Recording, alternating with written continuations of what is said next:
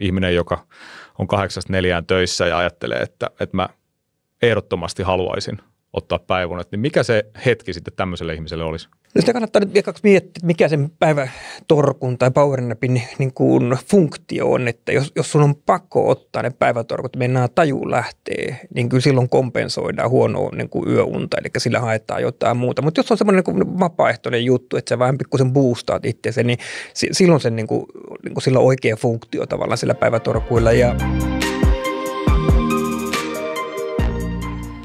Tervetuloa Psyykkinen valmennus podcastiin.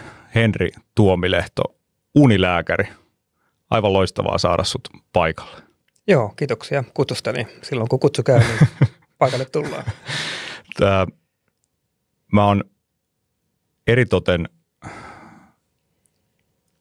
kiitollinen siitä, että me saatiin sut vieraaksi, koska nyt kohta 15 vuotta psyykkisen valmennuksen kentässä olleena, niin jotenkin koko ajan enemmän ja enemmän numero 1 teemaksi valmennuksissa nousee uni, niin on äärettömän mielenkiintoista päästä keskustelemaan huippuammattilaisen kanssa unesta, nukkumisesta. Todella mielenkiintoista. Kiitos, että saatiin sut paikalle. Mä haluaisin tänään puhua nukkumisesta ja unesta 3 eri teeman kautta, eli vähän tämmöisiä valmennuksellisia teemoja arvojen, asenteiden ja uskomusten kautta, jos sulle sopii. Mennään vaan, kuulostaa oikein hyvältä. Niin. Mutta ennen kuin mennään sinne, niin kaikista tärkein kysymys. Henri, miten sä nukuit viime yön? Huonosti joo. Mä olin nyt jotenkin huono yö oli, että ei oikein meinannut nukahtaa. Vähän levoton meininki oli ja niin kuin kertoo vaan, että niin kuin ihminen on yliminenkin. Kyllä. Kyllä niin kuin vaikka mä aika paljon vaivaa näen nukkumisen eteen, mutta huono uni kuuluu ihmisen elämään ja mulla oli viime yö ja ei mua haittaa. Tässä mä oon ihan ok olo. Niin kuin, ja mä tiedän, että niin kuin jonakin tulevana yönä tulee olla ihan jäätävä yö, että silloin vähän paikataan. Tämmöistä tämä on. Tämä helpottaa mua, koska mulla oli myös tosi huono yö ja mä ajattelin, että sä vastaat, että sä oot nukkunut ihan täydellisen yön tietysti, mutta tämä helpotti mua, koska mullakin oli liian vähän unta ja liian katkonaista, mutta ehkä tähän tullaan se, että niin kuin sanoit, kukaan meistä ei ole täydellinen ja tämä on aina semmoista niin kuin loputonta työtä itsensä kanssa.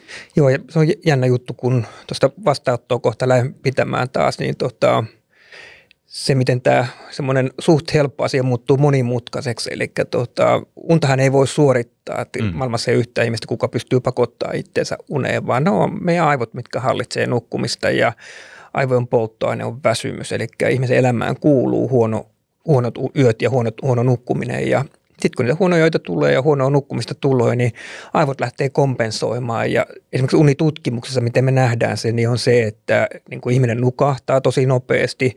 Sitten me nähdään, että ihminen menee syvään uneen nopeasti, remuneen nopeasti ja sitten aivot haalii syvää unta. Eli aivot lähtee kompensoimaan. Niin se vaan kertoo sitä, että kun niitä huonoja tulee, niin se laittaa meidät aivot toimimaan ja ne onkin tarkoitettu nimenomaan siihen hommaan. Niin sitten niin kun välillä ihmiset sitten tai aika useinkin ahdistuu näistä huonosta öistä ja niin tavallaan sitten ihmiset itse pilaa sillä ahdistuneisuudella se tai sen aivojen kompensaation, niin sitä aina yrittää tuoda ihmiselle esille, että tosiaan mäkin nukun välillä huonosti, mutta ei mua niin kuin harmita. Että se, niin kuin, mä tiedän, että tämmöistä elämä on. Mä itse henkilökohtaisesti arvostan yli kaiken ihmisiä, ketkä on huippuammattilaisia jollain alalla ja ketkä on intohimoisia ja perehtyneitä siihen heidän tietyllä tapaa keihäänkärkeen. Henri, mua kiinnostaa tosi paljon, miten susta tuli nimenomaan unilääkäri? Joo, hyvä kysymys. Jälkeenpäin kaikki aina hirveän systemaattista ja loogista, niin kuin, eikö näin, että tämä on ihan selvä juttu, että näin se meni. Mutta kyllä ihan säkään tämä on, että mä niin kuin päädyin sitä niin reilu 2 vuotta aikaa, niin mä olin just väitellyt ja erikoislääkäripaperit kourassa, niin silloin esimies, silloin vielä vanhattiin esimieheksi, ei ollut edes henkilö siinä 2 vuotta sitten, niin hän soitti mulle, että miten on, että kiinnostaako nuorta tutkijaa lähteä uniapnean maailmankongressiin ja sairaala maksaa sun kulut ja mä olin ihan tohkeissani, että joo, että ilman muuta, että en mä ollut missään maailman kongresseissa ollut, eikä ollut kukaan muun niin kuin viuluja maksellut, että kyllä mä ilman muuta mä lähden, niin sitten mä muistin kysyä puhelun lopuksi, minne mä muuten on menossa, niin tänne Hesaan pääsin sitten, että semmoinen mun uuden. Mutta sitten kun mä menin sinne ja mä olin kuitenkin jo hoitanut asiantuntijana uniapnea-potilaita jo usein vuoden ajan. Ja siihen aikaan, mä oon korvan ja kurkkulääkäri ollut aikaisemmassa elämässä, niin niitä ihmisiä leikattiin. Ja sitten kun mä istuin siellä ja kuuntelin niitä luentoja, mä tajusin yhtäkkiä, että oli pysäyttävä hetki, että Jumalan kautsi, että mä oon niin kuin hoitanut monta vuotta tässä niin kuin ihmisen asiantuntijana, ja mä en tiedä aiheesta mitään. Joo.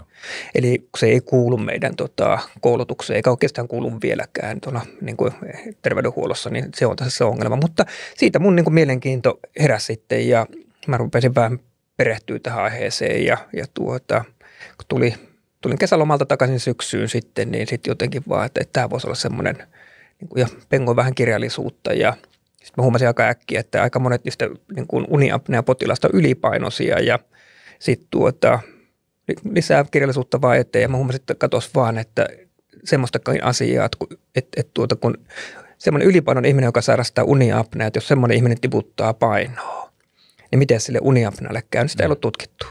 Eli välillä me niin kuin tuolla tutkimusmaailmassa me hamutaan kaikkea, en ota mitään pois mitään geenitutkimuksilta, kaikilta hienolta tämmöisiltä, mutta meillä on perusasiat ihan tutkimatta vielä, ja ne vaan perustuu johonkin niin kuin mututuntumukseen tai johonkin muuhun, ja siitä mä rykäsin sitten tutkimuksen käyntiin, ja sitten 5 vuotta myöhemmin se oli maailman eka tutkimus, joka osoitti sen, että kun ylipainoinen ihminen laihtuu, niin uniapnea paranee, sillä tiellä ollaan edelleenkin, että sitten se aina kun johonkin vähän penkko jotain asiaa, niin mielenkiinto yleensä herää sitten, niin se on ollut niin kuin, mutta kyllä ihan niin kuin pitkän kaavan kautta vastattuna niin ihan Turin kauppaa ollut, että tähän on päädytty.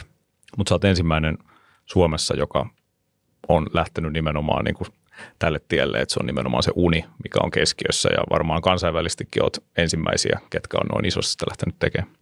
No joo, niin kuin Milja tekisi ottaa kunnia itselle, mutta on meillä niin kuin Suomessa ollut, meillä on niin kuin, Paratisen Markku on tämmöinen vanha guru, että Markku on ollut kyllä niin edellä aikaansa sitten, ja mäkin olen niin kuin Markun niin kuin oppilaana siinä aluksi ollut, mutta ei meitä niin kuin monta, ei meitä edelleenkään montaa ole, että kyllä niin kuin ottaa huomioon kuitenkin ongelman laajuuden, niin kuin kyllä tämmöiset niin kuin osaajat on kyllä vähissä, mutta kiva huomata, että näitä nuoria, niin kuin niitä, tämä tämmöiset niin kuin hyvinvointi- ja terveyset niin kuin elintavat, ne kiinnostaa nuoria lääkäreitä kyllä niin kuin, ja niin kuin yhä enemmän semmoista halukkuutta niin kuin ilmenee, että niin kuin tämmöiseen lisäkoulutukseen. Sä sanoit tuossa, että perusasiatkin on välillä vähän niin kuin hukassa, ja mulla itsellä, niin kuin mä sanoin, niin valmennustilanteissa nousee koko ajan enemmän se uni, ja tuntuu, että nimenomaan ne perusasiat unesta ja ylipäätään niin kuin siitä terveydestä, hyvinvoinnista on niin kuin meillä ihmisillä unohtunut ne perusasiat, niin lähdetään liikkeelle siitä, että miten sä näet, kuinka tärkeää uni oikeasti on? Jos me nyt mennään siihen arvoihin ensin, eli tietyllä tapaa, mikä on tärkeää elämässä meille ihmisille ja toimitaanko me oikeasti sen mukaisesti? Mä törmään koko ajan siihen, että joko ei tiedosteta sen unen merkitystä tai tiedostetaan, mutta ei toimita kuitenkaan sen mukaisesti. Niin mikä sun ajatus on? Kuinka tärkeä osa tästä meidän ihmisyyden kakusta niin se uni oikeasti on meillä? Joo, tosi hyvä kysymys, ja mennään niin kuin heti sinne syvään niin kuin päättiin. Mä lupasin, että ei mennä syvään päätyä, heti mennä. Heti mennään, joo. Ei muuta 10 ja sieltä sitten alas, mutta ei se mitään, tästä mennään. Joo, eli voisi kääntää vähän toisinpäin kanssa asiaa, että mikä on ihmiselle tärkein. Tärkeytuttahan on hyvin erilaisia meille ihmisille, että niin kuin me koetaan eri asiat itsellemme tärkeäksi, ja mun on aika helppo toimia siinä kentässä, koska on ihan sama, mikä sulle on tärkeää. Niin ilman virkistävää unta, niin se ei ole mahdollista. Just niin. On se sitten parisuhde, on se sun työs, on se vaikka se, että sun käyttäytyminen, että sä haluat olla niin kuin tämmöinen helposti lähestyttävä, niin kuin sympaattinen kaveri. Mikä vaan niin kuin näistä, niin kuin ilman, että sä heräät aamulla virkeänä, niin ei niistä mikään ole mahdollista. Eli kyllä niin kuin uni määrittelee niin kuin kaiken. Se on se peruspalikka, ihmisen peruspalikka. Ja sillehän unelle, ja voin ehkä vähän puolueellinen, kun tässä nyt tämän sanon, mutta olkoon niin, mutta unelle rakentuu kaikki muukin hyvinvointi. Että esimerkiksi väsynyt ihminen, niin ei se jaksa huolehtia kuntoilusta, eikä se jaksa miettiä, mitä se suuhunsa laittaa. Että niin kun miettii tämmöisiä niin kuin elintapojen muutoksia, että jos niin kuin aina pitää, jos niin kuin ihmisillä on vaikka kaikki koko pakka vähän hajallaan ja pitäisi valita yksi juttu, mistä lähtee liikkeelle, niin kyllä mä niin kuin kannustan kaikkia niin kuin kyllä lähtee liikkeelle siitä unesta, että kyllä niin kuin sitten kun sen palikan saa kuntoon, niin yhtäkkiä se elämä kyllä avartuu ja maailma näyttää ihan erilaiselta. Uni määrittelee, millaisia ollaan ja se, miten me käyttäydytään ja myöskin totta kai, että mitä meidän elimistö tapahtuu. Niin tärkeä juttu se meidän ihmisille, että se määrittelee itse asiassa kaiken. Eli voidaan ajatella, että se on oikeasti mahdollistava tekijä. Se mahdollistaa sen, mitä ikinä sulle onkin tärkeää elää sen näköistä elämää. Ja mä myös törmään ehkä semmoiseen, varsinkin tuommoisessa suorittajakeskeisessä maailmassa, niin ajatellaan, että se uni on jotenkin rajoittava tekijä. Että jos mä nukun paljon, niin se rajoittaa. Tai jos mä nukun, tietyllä tapaa tämmöiset menestyvät ihmiset puhuu, että mä nukun 5 tuntia, mä nukun 6 tuntia ja se on mun mielestä mielenkiintoista ja mä lähdin joskus testaamaan itse sitä, että okei, jos menestyvät ihmiset nukkuu 5 tai 6 tuntia ja mä haluan olla menestyjä, niin mun täytyy varmaan nukkua kanssa. Ja mä kokeilin sitä muutaman vuoden. No. Ja ei toiminut. Tai sitten musta ei ole menestyjäksi, mutta mulle se ei selkeästi niin kuin toiminut. Joo, just näin. Ja no kyllä se niin kuin ehkä, nyt kun mäkin olen tämän teeman parissa ollut 20 vuotta, niin kuin joku voisi ajatella, että unesta on puhuttu paljon. Ei me olla puhuttu, vaan rapastu pintaa vasta. Ja ei tästä montaa vuotta, kun julkisuudessakin nämä menestyvät ihmiset niin kuin kehuskeli näillä kello 5 voittajatunneilla. Ja myöskin se, että, niin kuin, että nukkuminen vähän rinnastettiin laiskuuteen. Että piti olla, niin kuin kehuttiin sille, että paljonko tehdään töitä, mutta niin kuin, en ole fyysikko, mutta ei tehokkuuden mittariin kuulu määrä, vaan kyllähän siihen kuuluu laatu sitten ja uni mahdollistaa sen laadun sitten, että kyllä niin kuin ihminen pärjää yllättävän pitkään kaiken näköisillä jutuilla, mutta että onko se laadukasta, niin se onkin toinen juttu. Kyllä. Mulla on tämmöinen kysymys, mitä mä kysyn tosi monesti mun asiakkailta. Se kuuluu näin. Kerro mulle, mitä järkevää sun elämässä tapahtuu kello 22 jälkeen. Eli niin kuin mä pyrin sillä siihen, että mä näen koko ajan sitä, että ihmiset nukkuu liian vähän, ne menee nukkumaan liian myöhään ja ne tekee vääriä asioita siellä ennen nukkumaan menoa. Nyt meillä on älypuhelimet, meillä on Netflixit, me saadaan sinistä valoa ja hirveästi ärsykkeitä. Mitä mieltä sä oot tästä? Mä niin kuin koko ajan joudun käymään läpi ihmisten kanssa sitä, että hei, sun ei tarvitse katsoa 4 jaksoa Netflix-sarjaa, vaikka se onkin sun mielisarja. Et kokeilepa, että katsot 1 jakso ja meet sen jälkeen nukkuu ja koitat päästä 10 aikoihin nukkuun niin, että sä saisit sen 8 tuntia. Niin mitä mieltä sä oot siitä, että kuinka tärkeää on se, mitä tapahtuu nimenomaan siellä illassa sen unen suhteen? Joo, kyllä niin kuin ilta on tärkeä, niin kuin vaikka itteeni esimerkkinä, kun mä oon iltavirkku ja se on niin kuin se, mitä mä oon nyt parikymmentä vuotta niin kuin ekanakin mä oon tunnistanut sen, se on tärkeä ja tokaksi sitten, että mä oon sitä pyrkinyt hallitsemaan ja ilta on tärkeä, mutta sitten niin kuin totuus on se, että se hyvä uni, sehän rakennetaan päivän aikana. Ilta on viimeistely. Eli mullakin, että mä iltavirkkuna tiedän, että mitä mä en missään nimessä. Mulla on yksi juttu, mitä mä teen illalla, vaan kaikki muu mun tekeminen nukkumisen itse asiassa painottuu päivään. Ja se, mitä mä illalla teen, on se, että mä pyrin, että ilta on mun päivän paras hetki. Joo. Eli tavallaan niin kuin mä syön myöhään ja illalla, kun mä istun ruokapöytään, niin se on rituaali. Mä tiedän, että niin kuin vitsi oli kaikennäköistä tänäkin päivänä ja tästä selvittiin hengissä ja oli niin kuin aika hektinen meininki. Mutta tässä mä istun ja niin kuin päivää ohi ja mulle tulee kiva fiilis Ja sitten kun mä syön, niin ruoka tuottaa aika monelle meistä mielihyvää. Mulle tulee kiva fiilis siinä ja mä tiedän, että kun mä istun ruokapöydässä, siinä tulee kiva fiilis, että kukaan ei tule pyytää multa enää mitään. Ja mulle tulee semmoinen helpottunut olo ja kiva fiilis siihen. Eli kun mä ja sitten teen siinä samalla sitten jotain, katson telkkaria tai sitten siinä seurustelen perheen kanssa ja muuta, mutta haen tämmöistä hyvää fiilistä siihen iltaan ja yrittämättä mitään sen kummosempaa sitten siinä. Ja toki sitten iltavirkkuna, niin tiedostan sen, että kun mä menen ruokapöytään, niin mun kännykkä on äänettömällä, mä en lue sähköpostia enää sen jälkeen. Eli vaikka tulisi kuinka mukava viesti, mutta kun mä oon iltavirkku, niin mä aktivoidun siitä sitten kello 1 yöllä, niin se on mun ilta. Ja sitten toki niin tuohon sun niin kuin viestiin liittyen, niin semmoinen itsetietoisuus, en mä ikinä kellosta katso, milloin mä menen nukkumaan. Mä menen nukkumaan, kun mua väsyttää. Joo. Ja siitä loppuu sen puristaminen kokonaan sitä nukkumaan menosta, mutta aika usein se väsynyt hetki ihmiset tulee paljon aikaisemmin, kun ne itse tajuukaan, mutta se skipataan. Ja sitten niin tehdään jotain muuta sekundaarista siinä illalla, ja sitten yhtäkkiä, niin kuin toit esiinkin, niin se niin kuin nukkuminen muuttuu hyvin vähäiseksi sitten ja ihmetellään, kun aamulla väsyttää. Puhuttiin nyt perusasioista, niin onko tämä semmoinen ihmisyyden perusasia, että meidän pitäisi kuunnella, että koska me oikeasti ollaan väsyneitä ja myös tietyllä tapaa herätä luonnollisesti. Olisiko se niin kuin optimaalista? Totta kai niin kuin, se ei ole aina mahdollista, mutta pitäisikö meidän pyrkiä edes semmoista kohti, että kuunnellaan itseämme, mennään silloin nukkuun, kun oikeasti on semmoinen tunne ja pyrittäisiin jotenkin heräämään mahdollisimman paljon, jotenkin luonnollisesti myös. Joo, kyllä siinä on se, että nyt kun mä oon itsekin iltavirkku, niin nukkumisen tärkeä juttuhan on itse asiassa herääminen.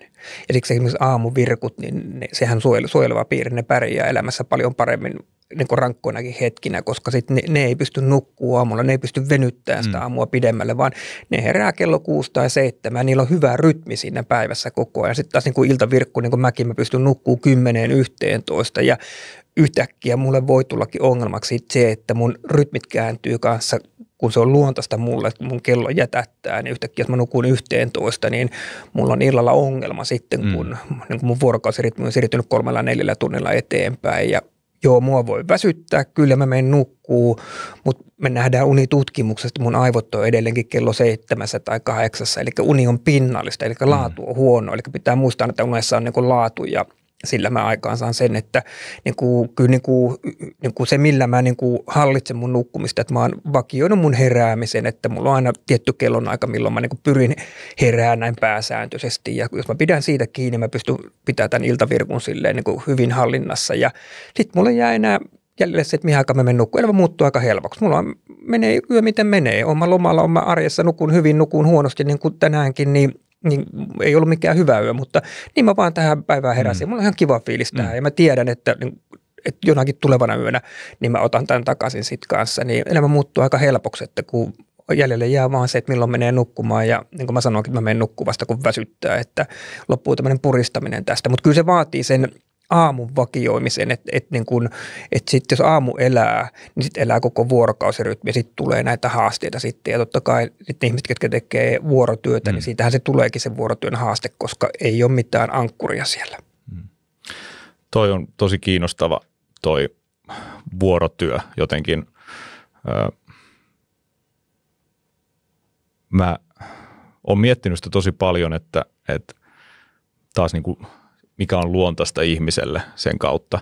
Että joo, meillä on näitä erilaisia rytmejä. Meillä on ihmisiä, ketkä on enemmän aamuihmisiä, enemmän iltaihmisiä. Mä oon jostain lukenut tämmöistä tutkimuksesta, että 15% ihmisistä olisi niitä aamuvirkkuja, 15% sitten siellä iltaihmisiä ja sitten loput menisi siihen väliin. Mä en tiedä, kuinka lähellä tämä on totuutta, mutta mä oon miettinyt aina sitä, että mikä on niin kuin pitkäkestoinen vaikutus semmoiselle ihmiselle, joka joutuu sitä vuorotyötä tekemään esimerkiksi, kelle on niin kuin varmaan ylipäätään lähtökohtaisesti, kuinka luonnollista nyt on yöllä tehdä töitä, niin ei varmaan hirveän luonnollista. Totta kai jos me mennään historiasta taaksepäin, niin varmaan on ollut niitä ihmisiä, kenen on täytynyt, eikö niin, valvoa ehkä siellä, katsoo, että on turvallista ja nuotio pysyy päällä ja näin, mutta mikä sun kokemus on tuosta niin kuin vuorotyön vaikutuksista ja yötyön vaikutuksista ylipäätään ihmisiin? Joo, kyllä se niin kuin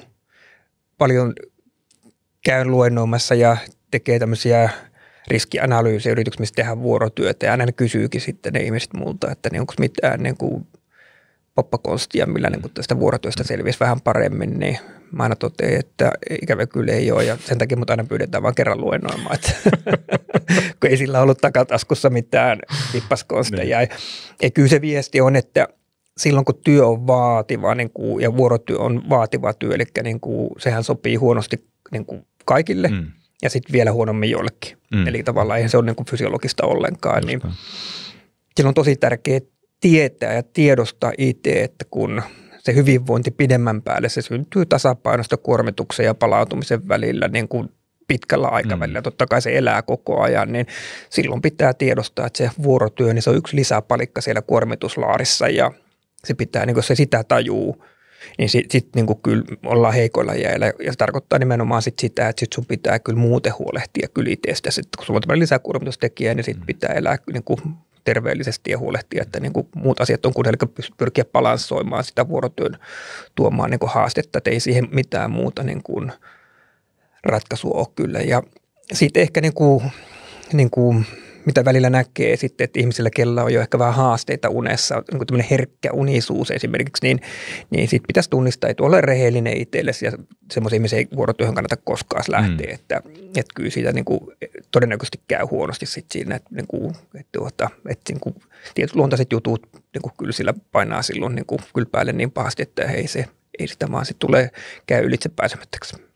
Ja varmaan just tapahtuu tätä, että niin kuin sanoit, että ihmiset, ketkä joutuu sitä tekemään, niin pitäisi pitää parempaa huolta vielä itsestään, niin saatetaan pitää vielä huonompaa, kun ne rytmit on sekaisin ja se jotenkin se on varmaan tosi vaikeaa se arki ja sitten ainakin itse niin kuin tietyllä tapaa mä huomaan sen, että mikä on tietysti niin kuin, mä tiedän, että se ei ole järkevää, se on vähän paradoksaalista, että mitä väsyneempi mä oon, mitä vähemmän mä oon treenannut, mitä huonommin mä oon syönyt, mitä niin kuin huonommin mä oon pitänyt itsestäni huolta, sitä huonommin mä pidän uudestaan huolta. Tietyllä tapaa, että just silloin, kun mulla on jotain puutetta, mun pitäisi pitää parempaa huolta, mutta menee vähän sillä, että okei, mä en päässyt tänään treenaamaan, no miksi mä söisin hyvin? Tai jos mä oon nukkunut huonosti, niin no miksi mä nyt tässä sitten niin kuin, lepäisin, että nyt pitää painaa enemmän töitä tai mitä tahansa muuta, niin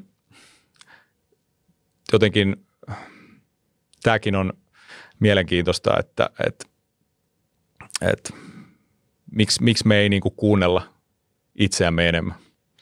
Niin, hyvä kysymys. Ja mä sanoinkin aikaisemmin, mä olin niin kuin leikkaava lääkäri silloin aikaisemmassa elämässä ja kun mä päivystin ja puhelinko soin, niin mä lähdin yöllä leikkaussaliin ja mulla aamulla oli 8 potilaat odotti siinä poliklinikalla ja ei mulla sitä aikaa ikävää ole kyllä yhtään. Että kyllä se oli niin kuin rankkaa tuohon, mutta se oli osa mun työtä. Mä tiedän, että se kuuluu siihen pakettiin, että kun mä tämän paketin otan, niin se kuuluu siihen. Mä tykkäsin siitä, se oli niin kuin tosi kivaa ja muuten. Mutta nyt mikä mua ehkä enemmän niin kuin huolestuttaa vielä, että meillä on erilaisia työnkuvia, on vuorotyötä ja ihmiset tietää, että mitä siihen vuorotyöhön liittyy ja sitten pitää niin kuin ymmärtää, että mitä se tuo tullessaan. Jos ei sitä ymmärrä, niin sitten niin kyllä voi peiliin katsoa, kun tulee haasteita. Mutta sitten meillä on niin tämmöinen uusi niin porukka Suomessa, niin ketkä vapaaehtoisesti niin ruvennut työskentelemään illalla. Eli nyt tietenkin tämän etätyön myötä niin vapaa-ajan ja työn raja on hämärtynyt ja porukan niin työnteko on lisääntynyt niin siellä illalla. Ja ne ei hiffaa sitä ollenkaan, että jos sä illalla teet ja yöllä teet töitä, niin se näkyy sun aivotoiminnassa ja se näkyy, niin kuin se vaikuttaa väistämättä sun unen laatuun. Eli ihminen nukkuu, mutta aivot käy kierroksilla ja sitten ihmetellään, kun on 90 tuntia nukuttu, mutta aamulla edelleenkin väsyttää. Niin tämä on niin kuin semmoinen, mikä mua hämmästyttää, että niin kuin mä tiedän, mitä on yöllä tehdä töitä ja niin kuin sanoin, että mulla ei ole ikävä. Nyt yhtäkkiä meillä on iso niin kuin porukka, mikä vapaaehtoisesti valkkaa ilta- ja yötyöskentelyä tajuamatta oikeasti, mitä se tarkoittaa. Ja tämä on mun mielestä erittäin mielenkiintoista. Jälleen tullaan siihen itsensä kuuntelemiseen. Mä oon joutunut tekemään tosi paljon itse töitä sen kautta, että mikä se mun luontainen rytmi on, milloin mä oon tehokkain, milloin mä oon kognitiivisesti tehokkain esimerkiksi, milloin niin kuin mun kannattaa tehdä päätöksiä, milloin esimerkiksi jos mä mietin, mulle aamut on vaikeita, mun täytyy saada itseni niin kuin fyysisesti ensin hereille, mun täytyy lähteä kävelemään. Se on niin kuin ainoa, jos mä meinaan aamulla aikaisin herätä, mun täytyy lähteä kävelemään. Mä oon kokeillut lähtee kovaa treenaamaan, ei onnistu. Se on kävely ensin, sitten mun kroppa on valmis, sitten mä menen treenaamaan, sitten on salitreeni siihen ja sen jälkeen opiskelu. Sitten musta tuntuu, että mun aivot on valmiita ottaa niin kuin informaatio vastaan, mä pystyn oppimaan ja sen jälkeen sitten töitä jonkin aikaa. Ja sitten tuntuu, että sitten 3-4 aikaa, niin sitten mulla ei oikeasti enää niin kuin hirveästi mitään annettavaa itselleni niin kuin oppimisen kannalta tai töiden kannalta. Että sitten mun täytyy niin kuin keskittyä sitten ehkä niihin ihmissuhteisiin ja siellä mun ei tarvi tietyllä tapaa olla niin sitten virittynyt, että se on enemmänkin semmoista vaan läsnäoloa. Mutta kuinka paljon sä törmäät nimenomaan tämmöiseen, että ihmiset, varsinkin nyt, tämä oli hyvä, kun otit puheeksi nyt pandemian jälkeen etätyöt ja työn ja vapaa-ajan rajat on tosi häilyvät, niin kuinka paljon sulle tulee tämmöisiä ihmisiä, ketkä ei oikeasti niin kuin ole ymmärtänyt, ei ole kuunnellut itseensä, että mikä mulle oikeasti sopii. Että ne tekee esimerkiksi tosi outoihin aikoihin töitä ja tapaa vääriin aikoihin asioita. No tosi paljon, ja nyt miettii ihan niin kuin tämmöistä uupumusta, niin kuin kaikki niin kuin respekti nyt ihmisille ei saa ymmärtää väärin, eikä se vetää hernepussia nenään, kun mä nyt tämän sanon, koska mä nyt niitä ihmisiä hoidan tuolla mun työssäni, niin pitää nyt niin kuin ymmärtää myös sitä kautta, että että mä heitä kohtaan niin kuin joka päivä tämmöisiä ihmisiä, niin se haaste on siellä se tunnistaminen, että niin kuin, ne ihmiset on aina sitä mieltä aika usein, että se uupumus tuli yhtäkkiä. Ja kun mä katson potilastietoja, niin se ihminen on käynyt 57 kertaa lääkärissä vuoden aikana, mutta hänen mielestään se tuli yhtäkkiä. Joo. Eli tavallaan siellä on kaikki valot palannut punaisella ja kirkkaan punaisellakin ja palosireeni on soinut ja kaikki muut, mutta ihminen ei kuuntele sitä ja ei tunnista eikä tunnusta itselleen, missä mennään. Kyllä se on niin kuin tosi tärkeä taito niin kuin oppia niin kuin kuuntelemaan itteensä sen suhteen. Ja sitten kun mä niin kuin kuuntelen niiden ihmisten tarinaa, että mitä kaikkea niiden ihmisten elämässä on, että siellä on niin kuin samat harrastukset kuin nuorena ja sitten siinä on tullut parisuudetta, siinä on tullut lapsia ja joku vanhempi runnus saada sitä uralla edetty ja mua rupeaa pökerryttää aina ja niin kuin mä meinaan pökertyä siihen, kun mä kuuntelen sen ihmisen kuormaa ja sitä elämää ja silti se ihminen itse ei tajua. Miksi mulla meni elämässä 45 vuotta hyvin ja nyt maanantaina mä uuvuin. Joo. Ja miksi näin tapahtui? Ja meikällä on ollut pökeryksiä siellä lattialla jo pari minuuttia, kun mä oon kuunnellut niitä juttuja. Niin kyllä semmoinen, niin kuin, me tarvitsemme sitä pysähtyneisyyttä kyllä aika ajoin. Se jotenkin niin kuin nykyihmiseltä kyllä puuttuu, että osattaisiin pysähtyä ja miettiä välillä sitä, niin kuin, eikä tarvitse mikään syvällinen olla, niin kuin, vaan ihan niin kuin käytännönläheinen. Ja se on ehkä mitä mä oon oppinut kaikkein eniten kyllä tässä, että niin kuin, nimenomaan tämmöistä niin kuin kuormituksen tunnistamista. Että en mä nyt ihan päivittäin sitä niin kuin tee, mutta viikoittain mä teen sitä ja katson vähän, että minkälainen viikko on ollut. Jos mulla on tosi rankka viikko ollut, niin perjantaina mä raahaan kanuna mun ulko-oven eteen, jos joku lähestyy, niin lanka lähtee palaa. Eli mä oon oppinut suojelemaan itteeni ja niin kuin balanssoin vähän sieltä, koska niin kuin, kyllä siihen palautumiseenkin pitää panostaa, nukkumisen pitää panostaa, mutta jos sulla on vuotava vene siellä koko ajan sitä kuormapuolelta, niin kuin, eihän se pidemmän päälle johda mihinkään hyvää, vaan kyllähän se pitää hallinta olla, niin kyllä mä niin kuin, se on joku semmoinen iso haaste nyt tämän hetken ihmisillä, että on kaiken näköistä muuta nyt niin hirveästi, niin kuin, mikä niin kuin tavallaan tekisi mieli tehdä ja tuottaa palkintoa siinä hetkessä silläkin seurauksella sitten, että siinä on iso riski sitten, että ajautuu ongelmiin. Tämä uupuminen tuli tästä mieleen. Joku sanoi tämän tosi hyvin, että se on mielenkiintoista tämmöiset ihmiset, ketkä on suorittajia ja tekee paljon asioita ja niin kuin uupuu helposti. Sitten kun ne vetää itsensä burnouttiin, ne jää sairaslomalle ja on pitkään pois, niin niillä on uskomaton kyky uupua nopeasti uudestaan. Eli ei opita siitä yhtään. Eli ajatellaan, että nyt kun mä oon palautunut, nyt mä voin tehdä jopa enemmän ehkä kuin vielä aikaisemmin. Ja me ollaan taas uudestaan ja uudestaan siinä tilanteessa. Se on mun mielestä tosi mielenkiintoista. Joo, ja sitten pitää mielessä kanssa, että se ihminen herkistyy. Eli unessakin on tämmöinen herkistyminen, kun se kerran hajoaa. Niin kuin puhutaan niin kuin herkkäunisuudesta ja aika usein joku voi olla herkkäuninen lapsesta alkaen, mutta sitten on ihmisiä, ketkä herkistyy iän myötä. Eli sinne tulee joku niin kuin riittävä stressireaktio, joko töistä tai siviilielämän kautta tai molemmista, ja joko pitkällä tai lyhyellä aikavälillä. Mennään niin kuin kynnyksen yli, että se on niin kontrolloimaton se niin kuin tavallaan niin kuin se stressi, että se, niin kuin se uni hajoaa. Ja sitten ihmiset niin kuin tajuu sen ja sitten ne rupeaa downshiftaa, jäädään töistä pois, jäädään sairauslomalle, vaihdetaan työpaikkaa, tulee avioero, mitä tulee. Eli tavallaan niin kuin se stressiaiheuttaja häviää. Kysyisi, että onko sulla ei mulla mitään stressiä enää, mutta uni ei palaakaan ennalla, eikä uni herkistyy. Niin kyllä näillä myöskin on sekin, että sitten kun sä oot kerran vetänyt itse sinne niin kuin överiksi, niin se kroppa on jotenkin herkkä. Ja mä aina sanonkin se, että kun paljon molemmat tehdään urheilijoiden kanssa töitä, niin urheilussakin, että jos sä oot siellä ylikunnossa, eli joka on niin kuin uupumus niin kuin tavallisella ihmisellä, että jos sä sillä kerran oot käynyt, niin urheilija se voi olla rajojen kokeilemista, mutta jos sama urheilija vetää useamman kerran itsensä siihen tilaan, niin sitten kyllä kannattaa katsoa peiliin, että ei ole kyllä opittu mitään. Kyllä. Toi palautuminen on yksi mun mielestä, niin kuin, mitä sä sanoit tuossa aikaisemmin, niin yksi jotenkin semmoinen iso sana mulle ja mikä niin kuin resonoi mua paljon ja mitä niin kuin paljon valmennuksissa otan esille. Mitä semmoinen mitä laadukkaaseen palautumiseen kuuluu?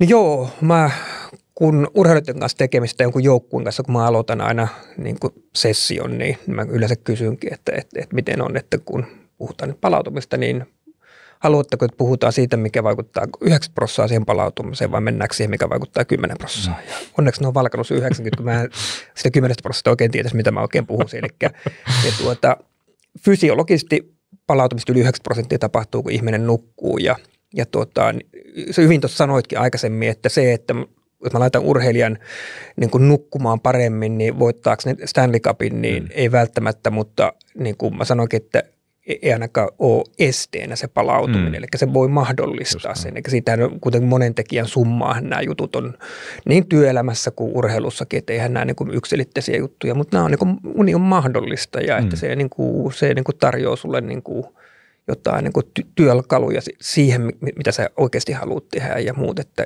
kyllä se niin kuin on sen palautumisen ydin, että sitten jos jostakin muualta haetaan sitä palautumista, on se sitten lisäravinteet tai joku muu juttu tai niin kuin puhutaan päiväajan palautumisestakin, niin jos yöuni mättää, niin ne on tekohengitystä kyllä sitten, että kyllä se eka juttu on, että ekaksi niin kuin se fysiologinen juttu, eli se yöuni pitää olla ja sitten voidaan ruveta hifistelemään. Sanoit tuo päiväajan palautuminen, päästään siitä hyvällä aasinsillalla mun seuraavaan kysymykseen. Mitä mieltä sä oot? Meillähän ei kulttuurissa ole tämmöisiä päiväunia, ei ole siestaa eikä jossain Japanissa on siellä sängyt työpaikalla, otetaan se päiväunet siinä. Mitä mieltä sä oot siitä? Kuinka luonnollista, kuinka tarpeellista olisi ihmiselle se pieni hetki? Mä käytän tämmöistä kuin power nap. Mä otan niitä aina kun mä pystyn ja se on yksi semmoinen iso tavoite, että mä saisin joka päivään sen. Mitä mieltä sä oot siitä?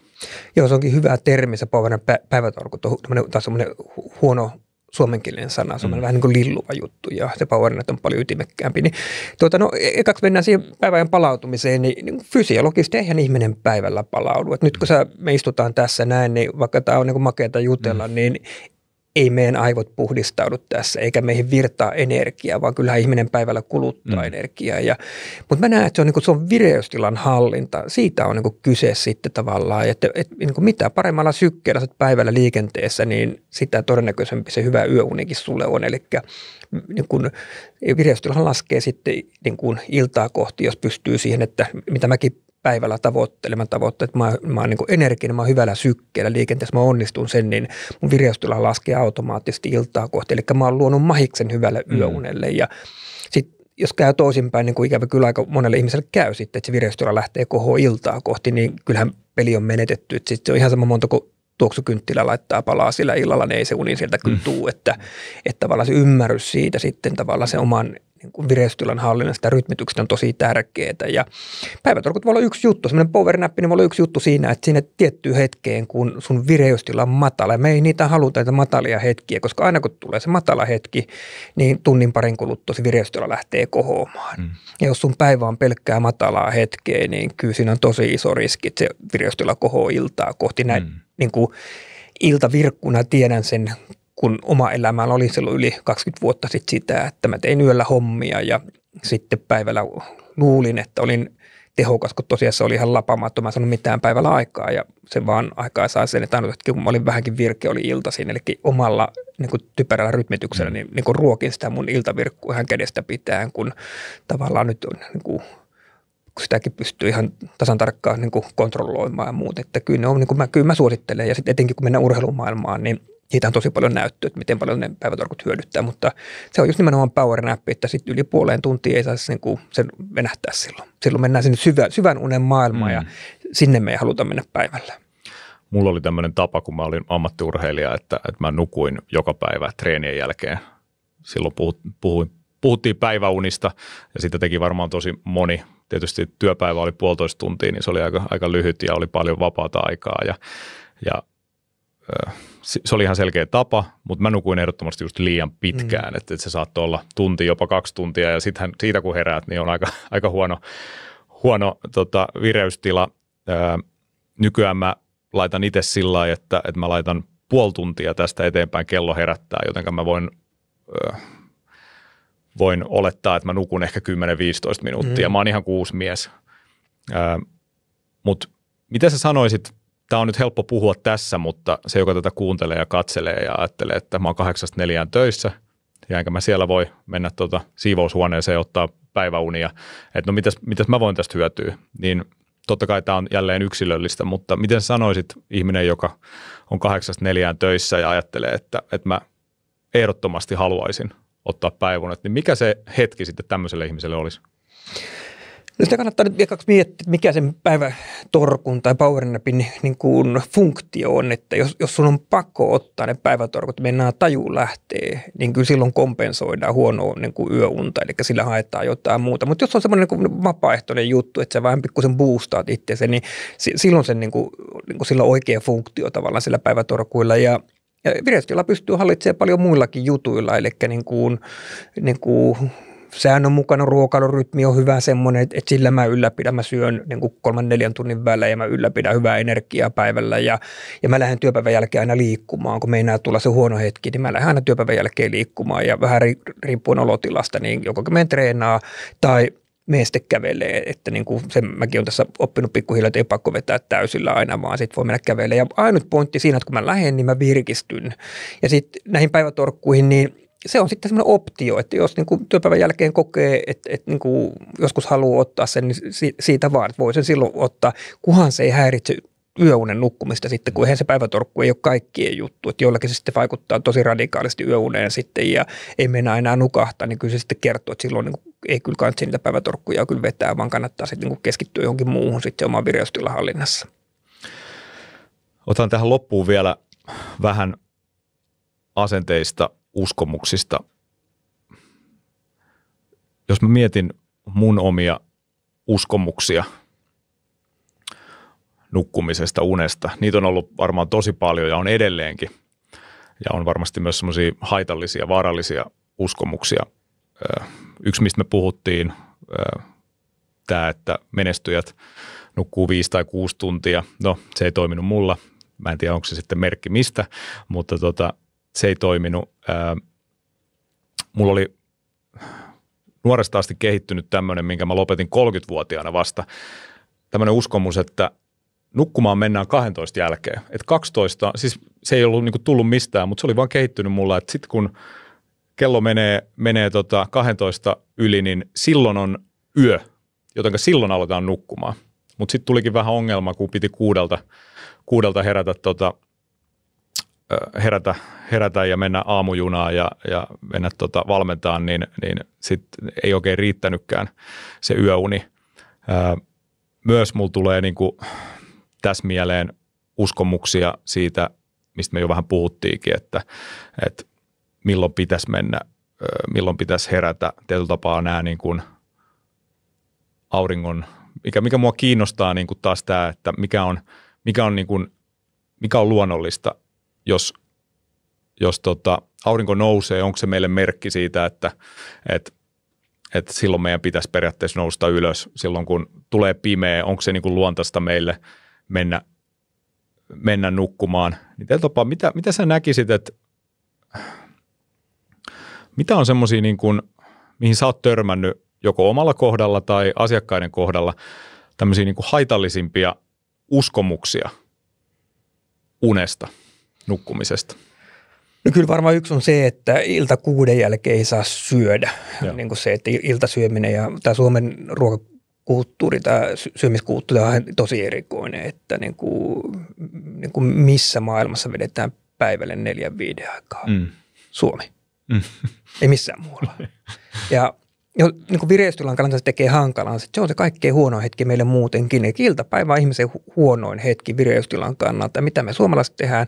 Me syödään lämmin ruoka. Eli me oikein niin kuin kaivetaan verta nenästä sitten. Ja sitten iskee se kamala väsymys ja sohva kutsuu. Ja niin kuin mä sanoinkin, että sitten kun tulee se 5:30, 6:30, 7:30, 7:30, 8, niin se vireystilan lähtee kohoa iltaa kohti, kun ihminen alkaa virkistyä sitä karmeista koomasta ja sitten luodaankin taas haaste sille hyvälle niin kuin nukkumiselle. Niin kyllä se on semmoinen niin kuin unen suhteen semmoinen yksi kyllä niin kuin haitallinen juttu, että niin kuin porukalla joku uskomus, että iltasyöminen on jotenkin epäterveellistä tai niin kuin siinä olisi jotain haitallista, niin maailmassa ei ole yhtään tutkimusta, joka osoittaa sen, että se illalla syömättömyys edistää ihmisissä yhtäkäs mitään. Ja mulla se edustaa tämmöistä unilääkettä ja urheilijoiden kanssa ja vuorotyöläistenkin kanssa me käytetään niin kuin ruokaa yhtenä apukeinona tavallaan provosoimaan sitä väsymystä ja rytmittää niin kuin ihmisen elämässä ja elimistössä on kaikki perustuu rytmiin ja muuten. Ja sitten kun tämä nykymaailman meno on vähän tämmöistä kuin tämä on, että niin kuin tässä paljon tapahtuu semmoista, mikä ei ole vapaaehtoista ja muut, niin kyllä sitten niin kuin, ja sitten me ollaan myöskin luontaisesti, kun mäkin on iltavirkku, niin se on mun genetiikka, se on mun perimä ja muut, mutta sen perimän merkitys on 30-40%, että 60-70% mä pystyn itse vaikuttaa siihen lopputulokseen ja mä pyrinkin vaikuttaa siihen, että mä en niin kuin tässä elämäntilanteessa, niin mä en halua iltavirkkua ottaa vallan, koska mä en tykännyt siitä tyypistä. Se tyyppi oli aamuärhäkkä, ärtysä tyyppi, vaikeasti lähestyttävä niin kuin kaveri, niin se oli mulle niin kuin se motivaatio muutokseen, että mä muutin omat rytmini sitten tavallaan, että mä vähän hallitsin tätä paremmin. Ja kyllä se silloin tällöin tulee se iltavirkku kiesi ja sitten mä vaan teen sohvalla tilaa ja sitten me istutaan siinä, katsotaan telkkaria ja mä otan stressiä siitä ja niin kuin mä sanoinkin taas, että mulla on tietty aika, milloin kun mä herään, niin jos yöuni jää vajaaksi, niin jonakin tulevana yönä sen paikkaan, niin kyllä tämä ruokahomma on mulle yksi semmoinen, niin kuin mikä on. Ja sitten just tämä tämmöinen uskottelu itselle, että, niin kuin, että mä oon tämmöinen 5 tunnin lyhytuninen aina ollut ja muut, niin että niin kuin ehkä jopa ruokailu isompi tämmöinen niin kuin fuulaus on se, että kun ihminen nukahtaa nopeasti, eli ne ihmiset, jotka nukahtaa ennen kuin pää osuu tyynyyn, niin onko ne hyviä nukahtajia, onko ne hyviä nukkuja, niin ei välttämättä, vaan 9 kertaa 10, niin ne on univajeisia ihmisiä. Ja ne on uskottellut koko elämänsä itselle, että mä oon jotenkin hyvä nukkuja, kun mä nukahdan nopeasti. Niin hyvä pitää mielestä, että ei välttämättä ole mitään tekemistä sen nukkumisen kanssa, vaan se ihminen on vaan niin väsynyt. Niin, ja nämä ihmiset menee niin kuin lankaan niin kuin koko ajan, että siellä saattaa olla unen laadussa joku heikkous ja se aikaa saa sitten. Ja urheilijoiden kanssa, kun paljon on tekemisissä, niin voin sanoa melkein 79% urheilijoista niin univajeisia. Eli kuitenkin, vaikka ne tiedostaa sen unen ja palautumisen merkityksen, me lyödään piuhat päähän ja katsotaan unitutkimuksella sitä aivotoimintaa, niin vastauksena, että siellä univajetta. Eli kuitenkin se balanssi ei ole riittävä ollut siihen, niin kuin tavallaan se kuormituksen ja palautumisen suhteen. Se aina tulee vähän yllärinä, kun on itse kuvitellut, kun mä nukahdan hyvin, niin kyllä tämä homma, mulla uni on ihan hanskassa, niin se ei välttämättä ole kyllä sen merkki. Jos mietitään asenteita ja uskomuksia, niin moni varmaan on kiinni siinä, että no mä nyt vaan oon tällainen ja mulla on tämmöiset geenit ja mulla on tämmöinen perimä ja tämmöinen työ ja niin, niin kuin sanoit, että 60-70% niin on ihan kiinni siitä, että minkälaisia valintoja sä elämässä teet ja sä pystyt myös niin kuin jumppaamaan näitä aika paljon, eli sun ei tarvitse jäädä kiinni siihen, että no mä nyt oon vaan aamuihminen tai no, mulla on vaan tää työ ja mä nyt oon aina ollut tämmöinen. Joo, nukkuminen, se tekeekin niin kuin unesta niin makea, se on maailman positiivisen juttu, kun se on ominaisuus. Ja porukka hiffaa ollenkaan, että se on ominaisuus ja no, sä tiedät urheilija, niin kuin mäkin tiedän, että jos kyse on ominaisuudesta, niin mitä sille pystyy tekemään, niin sitä pystyy kehittämään ja vahvistaa treenaamalla. Ja uni on just semmoinen, että jos sä treenaat sitä, niin se paranee siitä, että kuinka paljon, niin se onkin toinen juttu, niin kuin kaikessa muussakin ominaisuudessa, että niin kuin jotkut on, jollakin on joku ominaisuus vahvempi ja ne voi parantaa paljonkin siinä ja sitten taas toisella se paranee vähän. Mutta sitten se, että se ominaisuus ei ole sulle esteenä sun elämälle tai jossakin urheilussa ei ole esteenä siihen, että sä niin kuin pärjäät siellä, niin siitähän se on kyse, että niin kuin se on niin kuin yksi hyvä syy, niin kuin miksi uneen kannattaa panostaa, mutta aika harva meistä säännönmukaisesti sitä tekee. Sanoit hienosti, että unta pystyy kehittämään, harjoittelee. Jos mä saan pyytää vielä viimeiseksi, niin kerro, mikä olisi sun tärkein vinkki unesta ihmisille? No joo, kyllä se niin kuin, ekaksi on se arvostus siinä, että ymmärretään, että uni on fysiologiaa ja jotta niin kauan kuin me ollaan ihmisiä, niin sama fysiologia pätee meihin kaikkiin. Eli niin kuin meidän elimistö toimii sen unen kautta ja sille unelle pitää antaa mahis.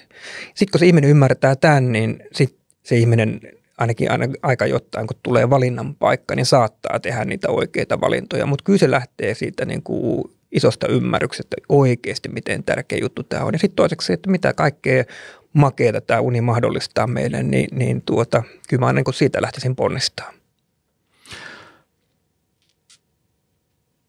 Aivan loistavaa. On ollut tosi mielenkiintoista keskustella ihmisen kanssa, joka ymmärtää tästä näin paljon ja koska tämä on mun mielestä ihan tärkeimpiä asioita meillä ihmisyydessä. Mä kuulin, että jotain hienoa on tapahtumassa sun uralla. Haluatko kertoa, mikä oli tämä juttu? En mä halua. No voin kertoa. Joo, niin kuin yrittää pitää aina yrittää, että eihän tässä mä näen, että me ihmiset, kun unta miettii, niin me ollaan semmoisessa suppilossa. Ja suppilo on siellä yläpäässä, siellä isossa kohdassa, niin on ihmiset, jotka voi hyvin.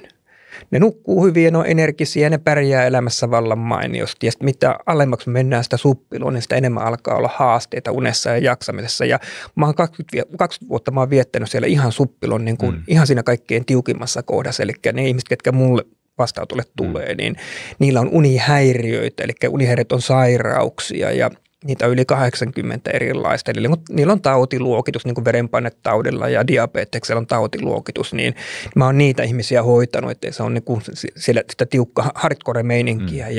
Mutta mua on aina kiehtonut vähän, että miten ne ihmiset sinne niin kuin joutuu, koska eihän kukaan ihminen synny sinne. Tai aika harva syntyy, sanotaanko näin, että kuitenkin niin kuin valtaosa ihmistä jotain kautta ajautuu sinne niin kuin suppilon pohjalle, sinne tiukkaa juttuja, että miten ne ihmiset sinne niin kuin ajautuu. Ja tämä, niin kuin, mä rupesin katsoa jotain vanhoja niin kuin juttuja, mitä mä oon itselle kirjoitellut ja muuten, niin vuodelta 2016 löytyi ensimmäiset niin kuin 7 vuotta sitten. Mä oon tätä jo miettinyt, mutta nyt tietenkin vaan elämä ei aina vaan mahdollista kaikkea muuta, mutta nyt on niin kuin semmoinen tilanne tullut omassa elämässä, että niin kuin pitää vähän uusiutua ja edelleenkin totta kai vastaanottoa pidän parina päivänä viikossa, tuolla hoidan niitä unihäiriöpotilaita, mutta nyt niin kuin uutena juttuna tosiaan on tämmöinen lepo, niin kuin lepo sleep guide on niin kuin tavallaan se menetelmä. Eli niin kuin, nyt tähän mun niin kuin 20 vuoden kokemukseen niin kuin perustuen, mä oon perustunut tämmöinen valmennusmetodi tavallaan, missä me niin kuin, se perustuu niin kuin 5 T:hen ja siellä on ykkönen on tietenkin tietoisuuden lisääminen. Eli just tätä, mitä me tänään sun kanssa ollaan jumpattu, että joo, unesta on puhuttu, mutta niin kuin, kyllä me aika paljon vääriä juttuja vielä unesta niin kuin puhutaan, että niin kuin, se niin kuin iso salaisuus on vielä paljastamatta niin kuin unen suhteen. Ja niin kuin, me mielellään aina tuunkin tämmöisiä juttuja, että me niin kuin oikeasti niin kuin lisätään ihmisten sitä oikeaa tietoisuutta, ja, koska se on kaiken hyvän alku. Ja sitten on tunnistaminen. Niin kuin sanoit, se tunnistaminen on hankalaa, niin nyt tämän työkalun levon avulla, niin kuin se on tämmöinen niin kuin työväline, kun ihmiset sen, sitä niin kuin pysähtyy, miettii ja vastailee, niin se antaa semmoisen rehellisen kuvan niiden tilanteesta niin kuin nukkumisen suhteen, jaksamisen ja kuormituksen suhteen, eli niin kuin ehkä avaa niitä ihmisten silmiä sit siinä kanssa, että Koska niin kuin mä sanoinkin, että ei se niin voi olla, että ne asiat tulee yhtäkkiä, vaan jos sä pysähdyt ja ihan rehellisesti arvioit niin kuin näitä juttuja uneen ja jaksamiseen liittyen, niin kyllä sitten totuus sieltä paljastuu. Eli se muuttuu konkreettiseksi ja sitä kautta, kun se on konkreettinen juttu, niin sitten se tunnustaminen on helppoa kanssa. Sitten helpompaa, ei se koskaan helppoa, mutta se on helpompaa tunnustaa, että missä mä nyt tämän suhteen menen. Ja totta kai sitten, kun me nähdään vähän, että missä mennään, niin kuin uni koostuu eri osa-alueista, että siellä niin kuin eri osa-alueita meidän unessa, niin me nähdään, että kyllä meillä kaikilla on vahvuuksia kuitenkin. Että niin kuin ihminen, kuka on työkykyinen, niin sen ihmisen unessa ja jaksamissa on pakko olla jotain hyvää. Ja nyt on tosi tärkeää kanssa tuoda sekin esille, koska voi olla jossakin tilanteessa helpompaa, että me lähdetään sitä tavallaan sitä vahvuutta pikkusen petraan, kuin se, että me hyökätään heti sinne syvään päähän niihin suurimpiin haasteisiin. Ja sitten kun me saadaan pikkusen, ja esimerkiksi kuormitusta saadaan vähän kevennettyä ja pikkusen vapautuu energiaa, niin yhtäkkiä me päästäänkin käsiksi niin hankaliin juttuihin, niin totta kai se on, tämä valmennusmetodi toimii myös työkaluna tekemiseen, ja nyt kun mä oon tätä 20 vuotta tehnyt niin kuin siellä hardcore-meiningissä, niin kuin ihmisten, kellä on tosi isoja ongelmia, niin totta kai niin kuin sen voi luvata, että niin kuin ne menetelmät ja ne työkalut ja se tekeminen, mitä siellä tarjotaan, niin sopii kyllä kaikille sitten, koska nyt tämä kokemus koko kentästä niin kuin huippu-urheilijoista yrityksiin ja sitten näihin hardcore-unihäiriöpotilaisiin, niin kuin kaikki on niin kuin kyllä nähty. Mä oon joku yli 15 000 potilasta tässä matkan varrella niin kuin hoitanut, niin kyllä semmoinen tiukka kuva on kyllä siitä, että mitä niin kuin ihmiset tarvii missäkin tilanteessa. Ja jollakin voi olla sitä, että vaan niin kuin optimoidaan sitä hyvää tekemistä ja jollakin voi olla, että niin kun me saadaan sitä vaihteluväliä vähän pienennettyä ja sitten toki on niitä ihmisiä, keillä sitten on isompia haasteita, saadaan niin kuin tavallaan sitä petrattua sille, että ne pärjää elämässään paremmin, niin se on. Ja sitten totta kai pitää olla aina tavoitteita sille tekemiselle, että niin kuin, kyllä se, kun sä asetat jonkun tavoitteen sinne itselle, niin yhtäkkiä se motivaatio tekemiseen löytyy, niin tämmöinen työkalu- ja valmennussetti me ollaan nyt kehitetty ja niin kuin tarkoitus tässä niin kuin nyt syksyn aikana etenkin alkuvuodesta sitten niin kuin saada se niin kuin liikenteeseen. Nimenomaan niin kuin mä oon haastanut itteni siihen ja mä haastan kaikki muutkin, niin kuin mitä me sunkin kanssa tänään ollaan keskusteltu, että onko meidän oikeasti kaikkien pakko uupua ennen kuin me ymmärretään edistää omaa hyvinvointia. Ja mä oon sitä mieltä, että ei ole, mutta me tarvitaan siihen työkaluja, että niin kuin omissa tutkimuksissa mä oon osoittanut sen, että joskus tilanne on vaan se, että sinne tarvitaan meidän apua. Että niin kuin se tilanne voi olla vaan semmoinen, että se oma tekeminen enää ei riitä, vaan sitten kun sä saat tämmöistä systemaattista opastusta, niin se onnistumisen mahis kasvaa. Siitähän tässä on niin kuin kyse. Eihän tämä niin kuin hyvinvointi ja hyvä jaksaminen, niin eihän se ole tuuripeliä, vaan se on todennäköisyyttä. Se liittyy ihan siihen, mitä ihminen itse tekee. Kuulostaa erittäin hyvältä ja mä voin luvata, että mä lähden tuohon mukaan. Ja voin ton perusteella suositella kyllä kaikille kuulijoille ja katsojille. Erittäin hyvä kokonaisuus. Kiva kuulla ja jännityksiä tässä odottaa. Tämä on niin kuin pikkulapsi tässä odottaa, että mitähän tästä seuraa, että kaikkea sitä itse aina laittaa. Mutta hyvät laitoit tänä aamuna itsesi tähän podcastiin. Henri Tuomilehto, mä kiitän todella paljon. Tämä oli erittäin mielenkiintoista päästä sun kanssa keskustelemaan ja toivottavasti päästään jatkaa vielä joskus myöhemmin. Kiitos paljon. Joo, kiitoksia Antti. Kiitoksia.